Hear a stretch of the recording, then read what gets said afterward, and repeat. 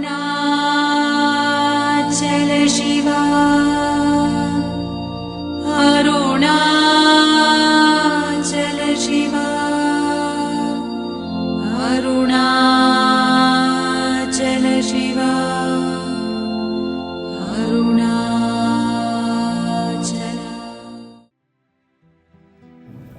Talks with Sri Ramana Maharshi, talk number 185. A devotee asked Maharshi, I maintain that the physical body of the man sunk in samadhi as a result of unbroken contemplation of the self becomes motionless for that reason.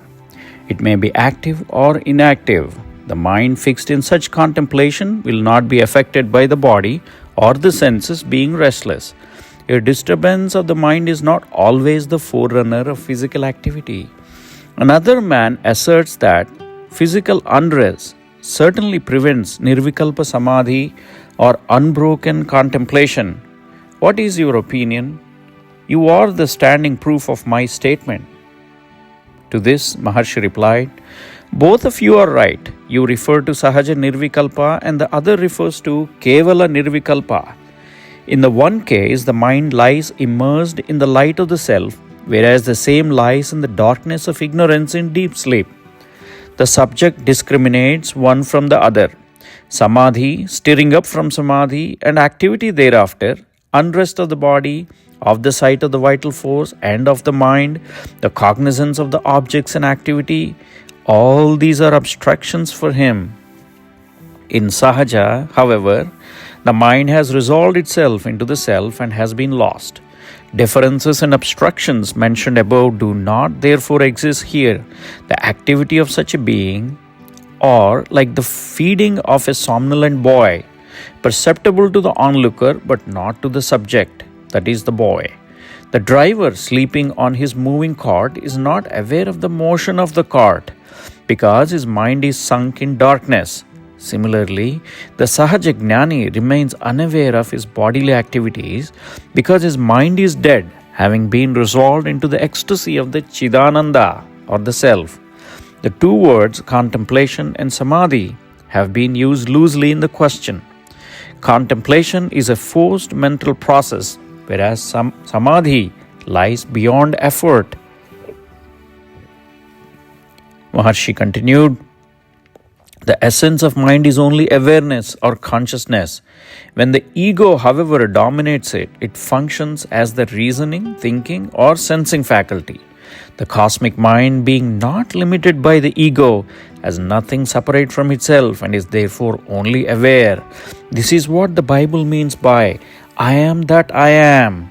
The ego-ridden mind has its strength sapped and is too weak to resist the torturing thoughts. The ego-less mind is happy in deep, dreamless sleep. Clearly, therefore, bliss and misery are only modes of mind, but the weak mode is not easily interchangeable with the strong mode. Activity is weakness and consequently miserable. Passivity is strength and therefore blissful. The dormant strength is not apparent and therefore not a valid off. The cosmic mind, manifesting in some rare being, is able to affect the linkage in others of the individual, that is weak mind, with the universal, that is strong mind of the inner recess. Such a rare being is called the Guru or God in manifestation. May 19, 1936. Mr. M. Oliver Lacombe, a middle-aged Frenchman who was on a visit to India, being delegated by the Institute of Indian Civilization of the University of Paris, came here from French India. Among others, he had desired to meet Maharshi. He came and stayed here about 3 hours. He had read in Sanskrit original the Bhagavad Gita, the Upanishads and the Sutras with commentaries by Sri Shankara and Ramanuja. He asked, is Maharshi's teaching the same as Shankara's? Maharshi's teaching is only an expression of his own experience and realization. Others find it tallies with Sri Shankara's. The devotee then asked, quite so. Can it be put in other ways to express the same realization? Maharshi, A realized person will use his own language. Sri Bhagavan added, silence is the best language. Then the devotee asked, what does Maharshi say about Hatha Yoga or Tantric practices? Maharshi does not criticize any of the existing methods. All are good for the purification of the mind. Because the purified mind alone is capable of grasping his method and sticking to its practice. Devotee, what is the best of the different yogas, karma, gnana, bhakti or hatha? Maharshi, see stanza 10 of the Upadesasara.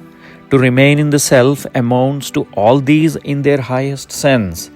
Maharshi added, in dreamless sleep there is no world, no ego and no unhappiness, but the self remains. In the waking state there are all of these, yet there is the self. One has only to remove the transitory happenings in order to realize the ever-present beatitude of the self. Your nature is bliss. Find that on which all the rest are superimposed, and you then remain as pure self. Devotee, yes, it amounts to the removal of alien limitations for discovering the ever-present self. That is what Shankara says. There is no attainment or loss. Quite so, said Maharshi. Devotee, how is work to be done ordinarily for an aspirant? Maharshi, without self-identification with the actor. For instance, did you intend visiting this place while in Paris? No, said the devotee. Maharshi replied, you see how you are acting without intention to do so? The Gita says that a man cannot remain without acting. The purpose of one's birth will be fulfilled whether you will or not. Let the purpose fulfill itself. Devotee then asked, why are there so many methods mentioned? For instance, Sri Ramakrishna says that bhakti is the best means for salvation. Maharshi, it is according to the standpoint of the aspirant. You have studied the Gita. Sri Krishna said, there was never a time when I and you and these kings were not, nor will they not be in the future. That which is unreal never exists, but that which is real never disappears. All that ever was, ever now, even now, is and will ever be. Again, Krishna said, I taught this truth to Aditya, he taught it to Manu, etc. Arjuna asked, how can it be? You were born some years back and only recently. How could you have taught to Aditya, that is, sun god? Sri Krishna answered, yes, we have had several births in the past. I know mine, whereas you do not know yours. I tell you what happened in those past births. Look, that Krishna, who began saying, there was not I, nor were you, nor those kings, or these kings, says now that he had several births before. Krishna does not contradict himself, though it looks like that. He confirms to the outlook of Arjuna and speaks to him from his level. There is a parallel passage in the Bible where Jesus says, before Abraham was, I am. The teachings of the sages are suited to the time, place, people, and other surroundings. The visitor said he was leaving with regret. Maharshi smilingly interrupted, there is no leaving or returning. The Frenchman at once said, he has transcended time and space. He returned to Pondicherry. End of talk 189.